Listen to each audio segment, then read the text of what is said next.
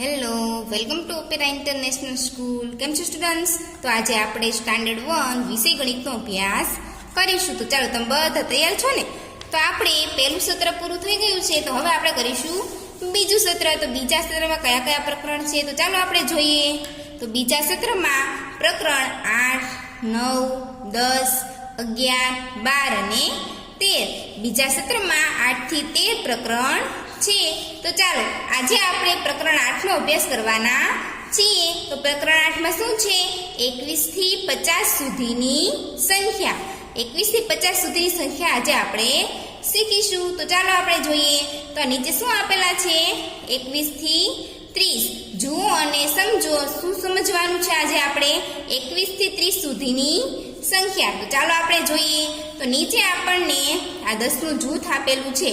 તો 10 ના કેટલા જૂથ આપેલા છે? 10 ના 2 જૂથ આપેલા છે. તો ચાલો પહેલા આપણે કાઉન્ટ કરી લઈએ. આમાં અંદર કેટલા 10 જ છે ને?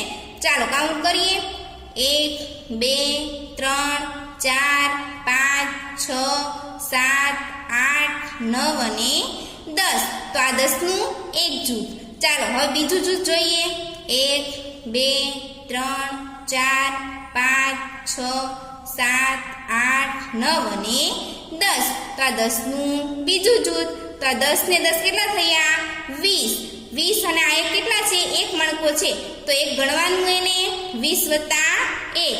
20 વત્તા 1 બરાબર 21. તો 20 વત્તા 1 બરાબર કેટલા થયા? 21 થયા. આ શેની નિશાની આપેલી છે તમને ખબર છે? સરવાળાની નિશાની. આપણે સરવાળા કરીએ ત્યારે આપણને આવી નિશાની આપે છે.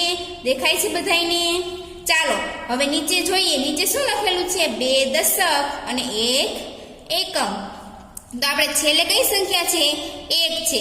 તો જે છેલ્લે સંખ્યા હોય એ એકમ હોય અને એની બાજુની જે સંખ્યા હોય એ દશક હોય. તો 1 એકમ અને 2 દશક. તો ચાલો બધાને ખબર પડી ગઈ. પછી નીચે શબ્દમાં કઈ રીતના 21 લખવાનું? અને એક માત્ર એ ક અને વને દીર્ઘાય વી અને સ. 21. ચાલો હવે નીચે જોઈએ. તો નીચે પણ આપણને 10 10 ના 2 જૂથ આપેલા છે. 10 ને 10 20, 21 અને 22. તો 20 વત્તા 2 બરાબર 22. તો આ 2 છે તો એ એકમ છે અને આ 2 છે એ દશક છે.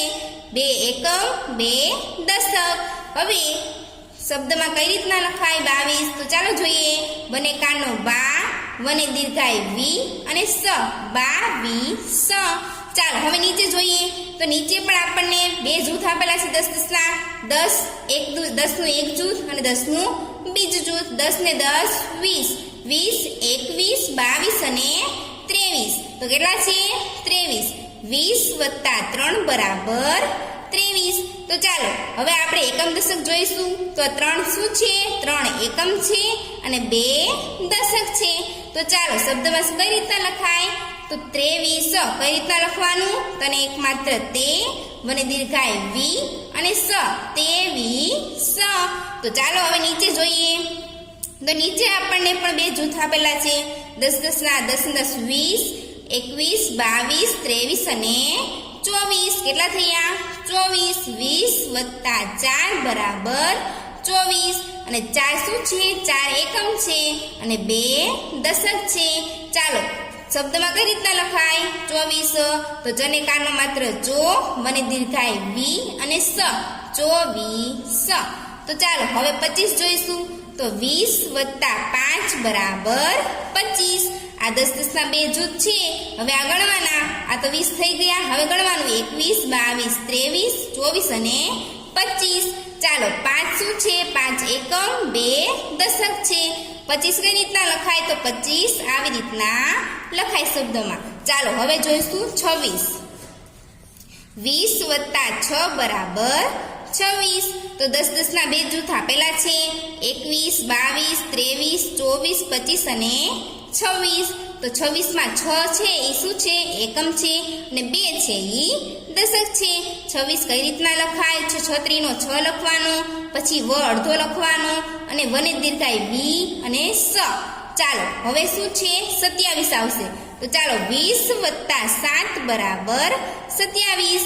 તો 27 માં 7 શું છે? 7 એકમ છે અને 2 દશક છે. તો ચાલો હવે 27 કઈ રીતના લખવાનું? 27. તને કાનો તા અને બને દીર્ઘાય વી કરવાની 27. ચાલો હવે 28 જોઈશું. 20 વત્તા 8 બરાબર 28. તો 20 વત્તા 8 બરાબર 28 થાય. તો આ 10 10 ના બે જૂથ છે. 20 21 22 23 24 25 26 27 અને 28. તો ચાલો 28 કઈ રીતના લખાય શબ્દમાં? તો આવી રીતના લખવાના 28. અને 28 માં 8 શું છે? એકમ છે અને 2 દશક છે. તો ચાલો હવે 29 જોઈશું.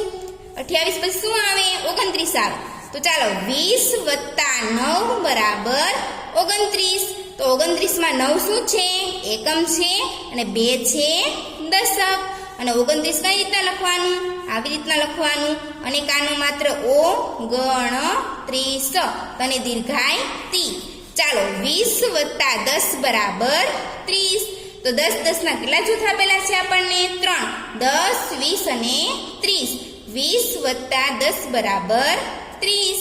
3 દશક. ચાલો નીચે શું છે? 30 લખેલું છે. તને દીર્ઘાય ત્રી અને સ. ચાલો બધાને સમજ પડી ગઈ? બધાએ ઘરે પ્રેક્ટિસ કરવા.